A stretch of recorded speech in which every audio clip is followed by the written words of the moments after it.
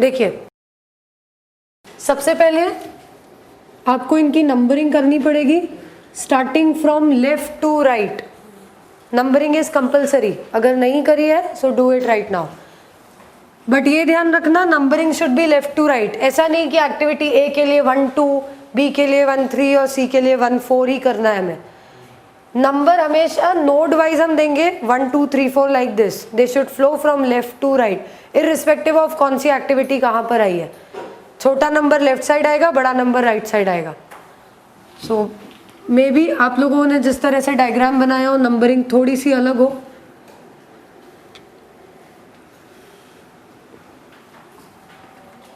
Now क्या ये अच्छा ये रह गया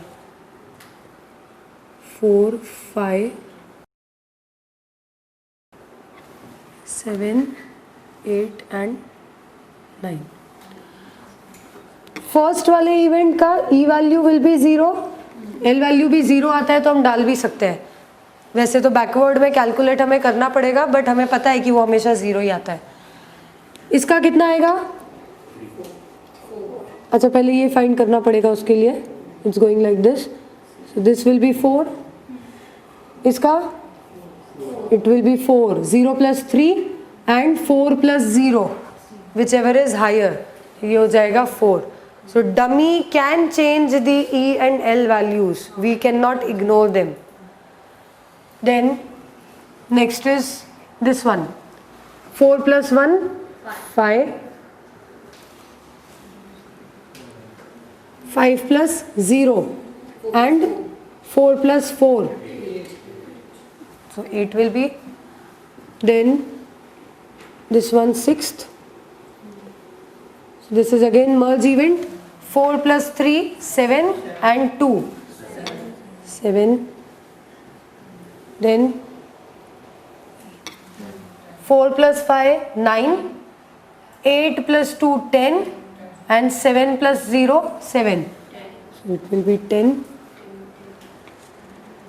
10 + 1 11. 11 + 5 16 और 8 + 4 12 और 7 + 6 13. So this will be 16. इसमें कोई doubt? Now L values. So इसका हम लेंगे 16. Then we'll go reverse. इसकी L वैल्यू हो जाएगी 16 - 5 11. 11 - 1 10. Then 10 - 0 will be 10 और 16 - 6 will again be 10. Then this is again a burst event. 10 - 2 8 and 16 - 4 12. So we'll take the minimum, that is 8. L के case में हम लीस्ट लेते हैं, E के केस में हम हाईएस्ट लेते हैं. Then fourth 8 - 0 8.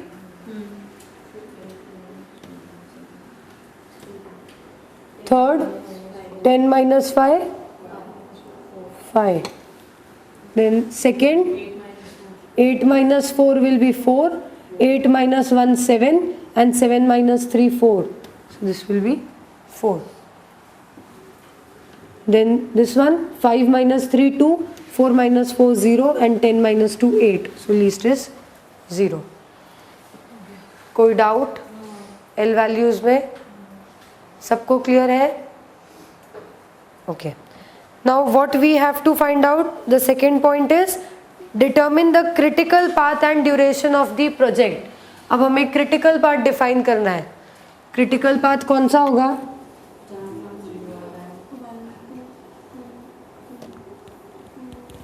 This is 0 slack, this has 0 slack. तो 1 and 2 will be the activity या फिर B will be the activity on critical path. Then this is not 0, this is directly 0. So H will be the second activity. इसके बाद this is 0, this is J, then K and then L. This is the critical path. इसमें कोई doubt? जिन जिन भी events पे slack 0 आता है हमने उनको ज्वाइन कर दिया तो ये हमें क्रिटिकल पाथ मिल गया. जहाँ पर देर इज़ नो मार्जिन, हमें उतने ही टाइम में कंप्लीट करना है। अर्लीस्ट भी वही है, लेटेस्ट भी वही है, देर इज़ नो मार्जिन, हम कुछ भी ऊपर नीचे नहीं कर सकते।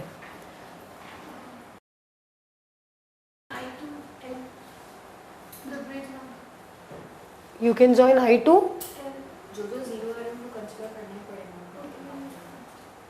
These are also the, अगर आप डायरेक्टली ज्वाइन करते हो, see the basic behind critical path is it should be the longest path. If you are considering this, यहाँ पर सिर्फ 4 डेज ही लग रहे हैं, जबकि यहाँ पर अगर इस तरह से आप जाओगे, so you are taking 2 + 1 + 5 8 days, so that will be critical. Okay,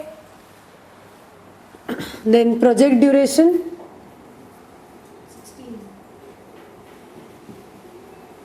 project duration हम फाइंड कर चुके हैं, it's 16 days।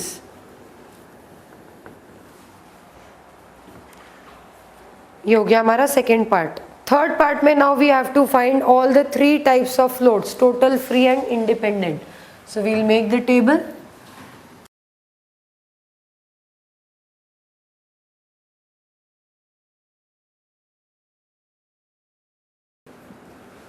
Activities, duration, earliest start time.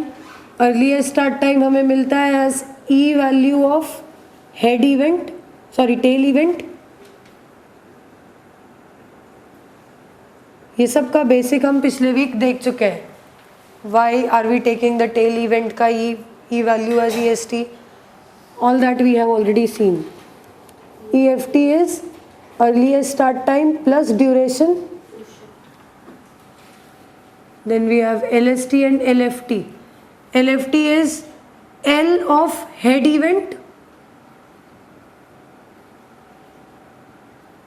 and LST is LFT minus duration. Then we'll have float. So float will be LST minus EST or LFT minus EFT. Latest start time minus earliest start time या latest finish time minus earliest finish time, this is total float. Then we'll have independent float. Independent float will be total float minus head event slack. Sorry पहले free आएगा उसके बाद independent आएगा।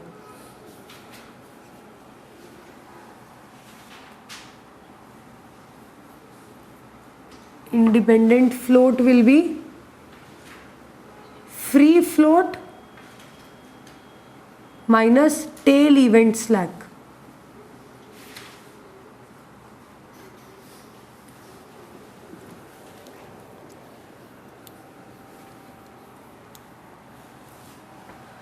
We have activities A, B, C, D, E, F, G, H, I, J, K and L.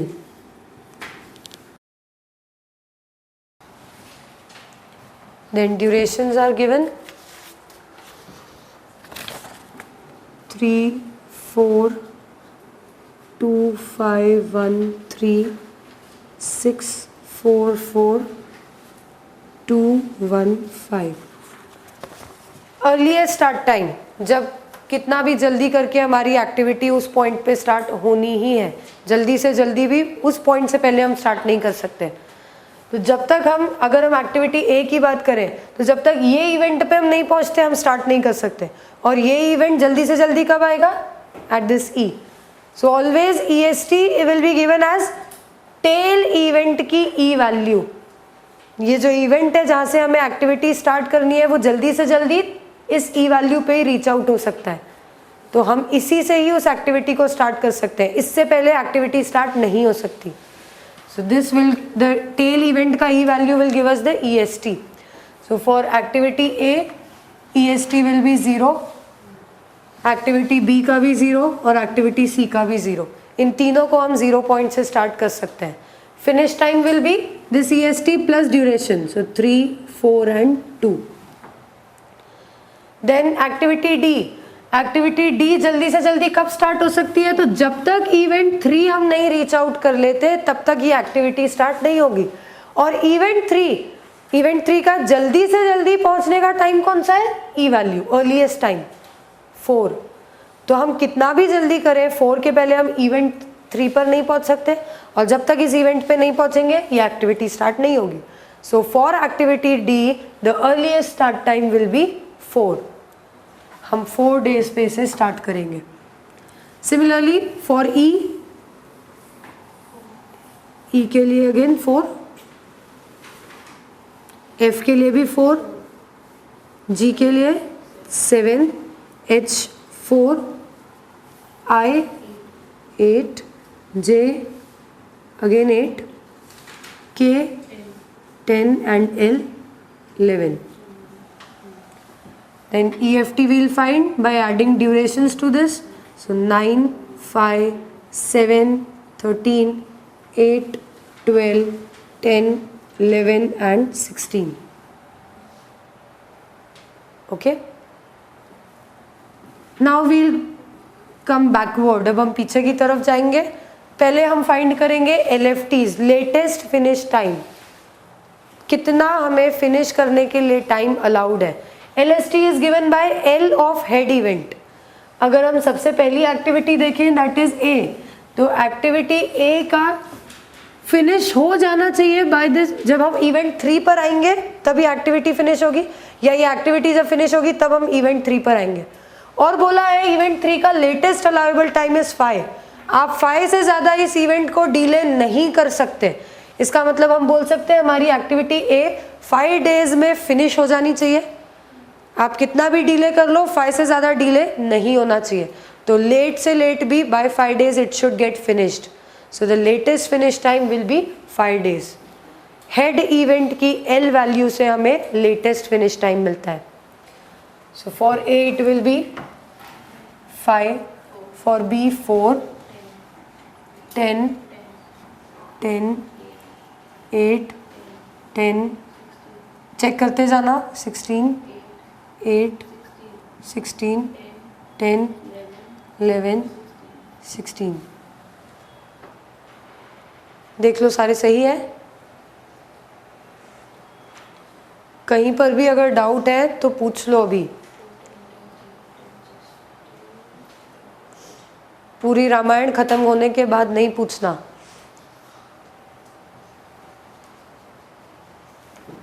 Then we'll find LST। अगर आपको latest में इस time पे फिनिश करना है तो लेटेस्ट में आप स्टार्ट कब कर सकते हो, कितना डिले कर सकते हो स्टार्ट में।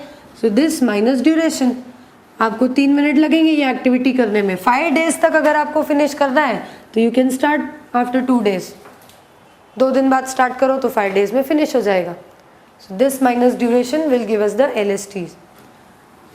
0, 8, 5, 7, 7, 10, 4, 12, this minus 4, then 8, 10 and 11। यहाँ तक हो गया। Now we have to find total float. Total float is either latest start time minus earliest start time or latest start time minus earliest finish time. Answer same ही आएगा। किसी को भी आप लेकर और फाइंड कर सकते हो टोटल फ्लोट।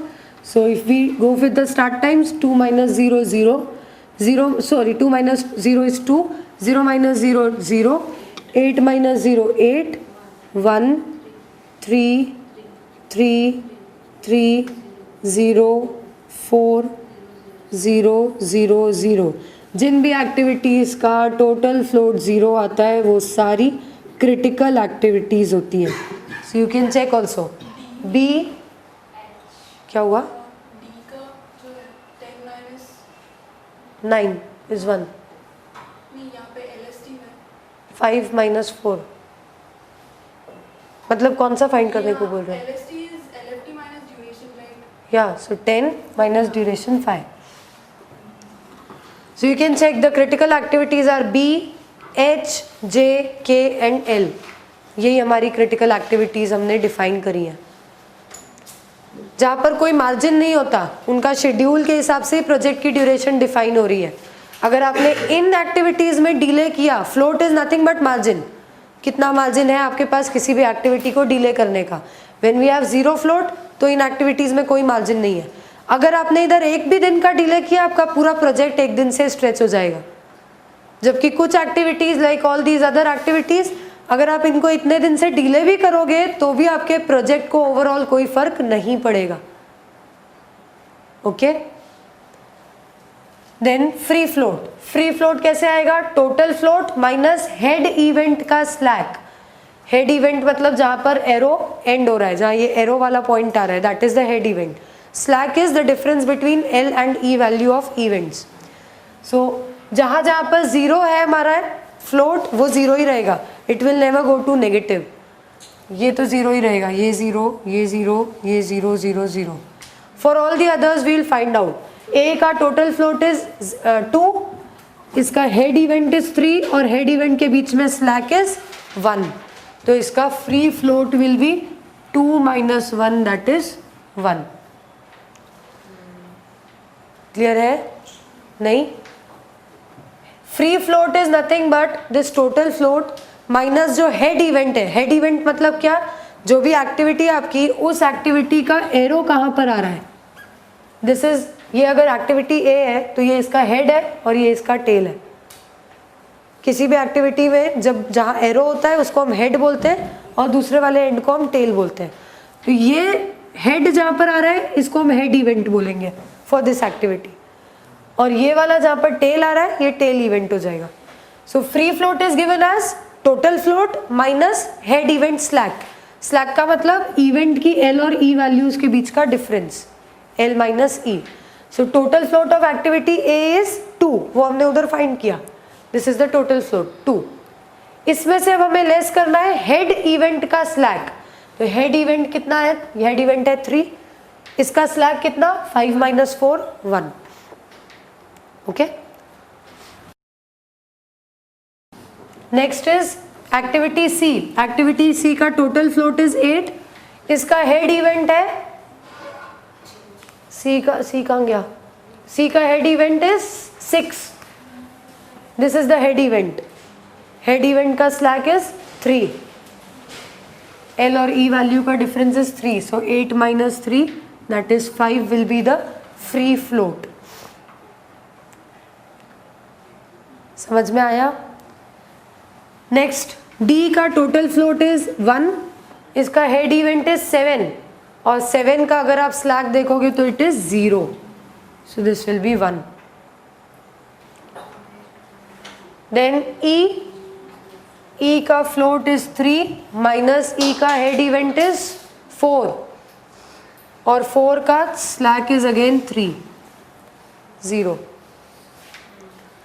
देन एफ का total float is 3 minus F का head event is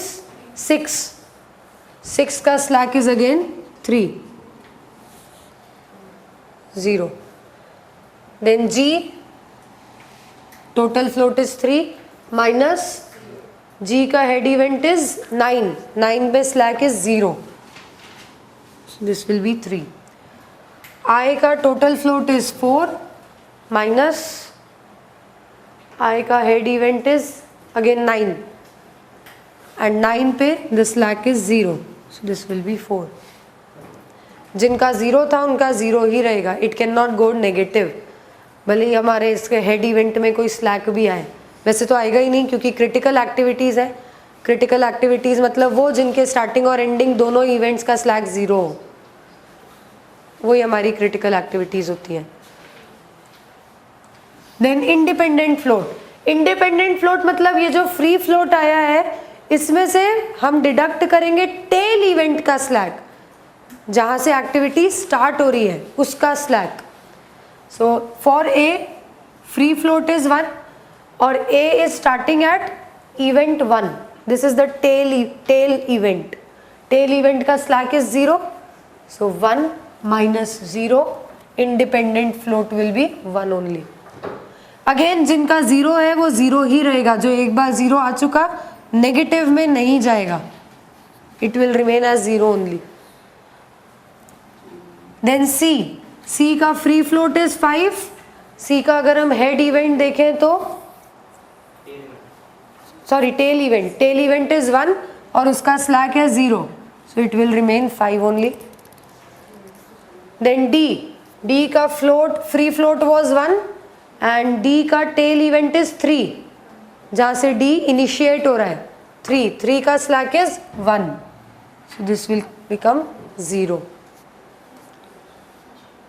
then G का free float is 3 minus tail event में slack is again 3, so it will be 0. I free float is 4 and tail event is 5 में slack is 0, so this will be 4. Clear है? Any doubts? लिख लिया सबने? लिख लिया? लिख रहे हैं? लिख लिया? Okay. Now come to next question, that is 9th. Again draw the network diagram. सिर्फ नेटवर्क डायग्राम ड्रॉ करना है, क्रिटिकल पाथ फाइंड करना है. वापस से आपको बिफोर दिस आपको क्या दिया है, this must be completed before this activity starts. मतलब फर्स्ट वाले कॉलम की जो एक्टिविटी है वो प्रीसीडिंग एक्टिविटी है, ये कंप्लीट होंगी तभी सेकेंड कॉलम की एक्टिविटीज स्टार्ट हो पाएंगी. ब्रैकेट में जो दिया होगा वो ड्यूरेशंस होंगे. ट्राई करिए नेटवर्क डायग्राम. सी आपको दिया हुआ है क्वेश्चन में, question number 9th, this must be completed before this can start. So the first column में जो भी दिए हुए हैं वो सारी हमारी प्रीसीडिंग एक्टिविटीज है. ए कंप्लीट होने के बाद हमें बी, ई और जे स्टार्ट करना है. मतलब हमारी पहली एक्टिविटी होनी चाहिए ए जहाँ पर कंप्लीट होगा वहाँ से बी, ई और जे 3 एक्टिविटीज हमें स्टार्ट करना है. बी जहाँ पर कंप्लीट हो रहा है वहाँ से we have to start C. So from here we have to start C के कंप्लीट होने के बाद we have to start D. C इधर कंप्लीट हुआ तो इधर डी स्टार्ट हो जाएगा.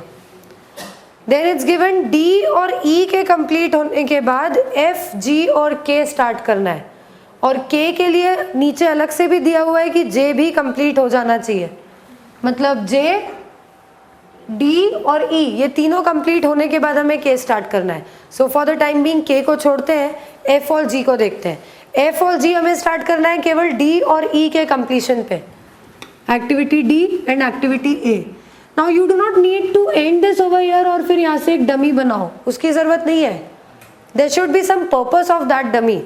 You can directly create this activity like that only. आप इसको एंडिंग नोट ही मत बनाओ ना, ये सीधी एक लाइन ऐसी बना दो. You do not need to add dummy unnecessarily, जब तक की ज़रूरत नहीं हो. हाँ, अगर ऐसा हो कि केवल ई से कोई दूसरी एक्टिविटी भी स्टार्ट होने वाली है तो फिर आप ई को उसमें मर्ज नहीं कर सकते. कोई ऐसी एक्टिविटी है जिसके लिए प्रेडिसेसर केवल ई है तो फिर हमें यहाँ पर एंड करके और उस एक्टिविटी को इधर से स्टार्ट करना पड़ेगा और डमी अलग से ज्वाइन करना पड़ेगा. बट यहाँ पर ऐसा कुछ भी नहीं है. So we do not have to end it over here, हम सीधा इसको उसी नोड पे जाके मर्ज कर देंगे. ओके और ई एंड डी जहाँ पर मर्ज हो रहा है वहाँ से we will have 2 activities, one will be F and one will be G. इसके बाद बोला है एफ और जी के कंप्लीट होने के बाद हमें आई एक्टिविटी स्टार्ट करनी है after completion of F and G. F और जी दोनों का स्टार्टिंग पॉइंट सेम है तो दोनों का एंडिंग पॉइंट सेम नहीं हो सकता, डुप्लीकेट हम नहीं बना सकते. So what we will do, dummy. हम यहाँ से एक डमी इंसर्ट करेंगे. This we can call it as D1. Okay, now we have same ending point and same starting point. अब ये दोनों एक्टिविटीज जहाँ एंड हो रही है वहाँ से हमें स्टार्ट करना है I. We are starting with I over here. And now what is left is K. अब के कैसे स्टार्ट होगा, तो बोला है K has to be started before D, E and J. तीनों एक्टिविटीज कंप्लीट होने के बाद के स्टार्ट होना चाहिए। ये हमारा J, this is the point where D and E are ending. अगर हमने इस जे को जाके वहां पे मर्ज कर दिया, पहली बात तो हम कर नहीं सकते क्योंकि ई और जे दोनों डुप्लीकेट हो जाएंगे, इनका स्टार्टिंग पॉइंट भी सेम और एंडिंग पॉइंट भी सेम होगा। अगर हम कर भी पाते, मान लो ये स्टार्टिंग पॉइंट अलग होता जे का, अगर हम जे का अलग स्टार्टिंग पॉइंट लेके इनको एक साथ मर्ज भी करते, even then what would happen, F और जे का भी प्रीसीडिंग एक्टिविटी जे बन जाता है, एफ और जी का, जो एक्चुअली हमें बनाना नहीं है, नहीं दिया हुआ है। एफ और जी का जे से कोई रिलेशन नहीं है, so we can not mix this J over there. लेकिन हमें जो के एक्टिविटी स्टार्ट करनी है उसके लिए हमें डी, ई और जे तीनों को एक कॉमन नोड पे एंड करना पड़ेगा।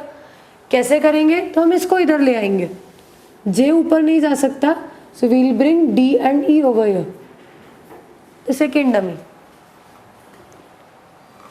Okay, now all these three are ending on this common node.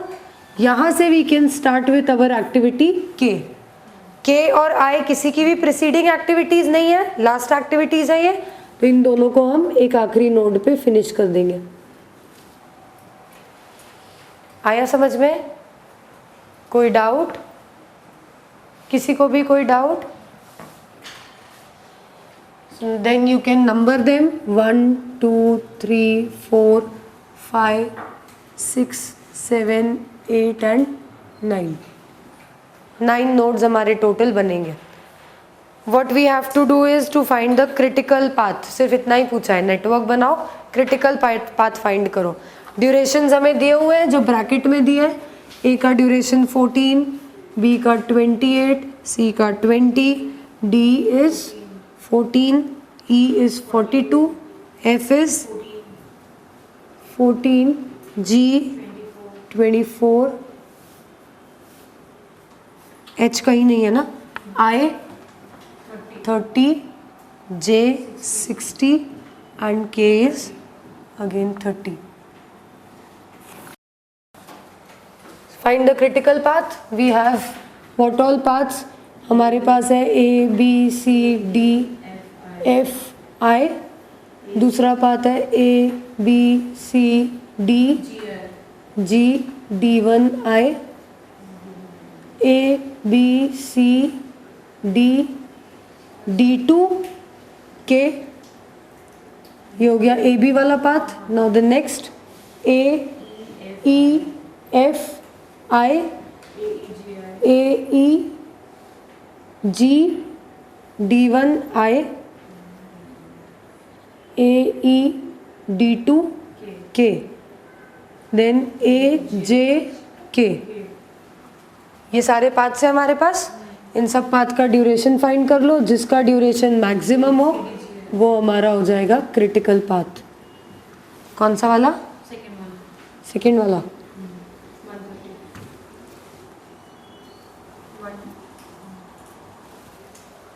Days या जो भी दिया है, कुछ भी नहीं दिया है तो ओके, लाइक दैट। सबके ड्यूरेशंस यू विल फाइंड, उनमें से 120 वाले का है 100, थर्ड वाले का है 106, AEGI is 110, AEK 86, AJK 104. you'll also insert dummy names when you are calling the paths. ये सारे कन्वेंशंस का आपको ध्यान रखना पड़ेगा। ये एरोज अगर नहीं बनाओगे आपका नेटवर्क इज इनकम्प्लीट, पता ही नहीं चल रहा है कौन सी एक्टिविटी कहाँ से आ रही है, डमी कहाँ से कहाँ तक जा रहा है, इधर से इधर जा रहा है या इधर से इधर आ रहा है। Arrows are important, these numbers are again important, everything you will have to make it properly. That's all for today.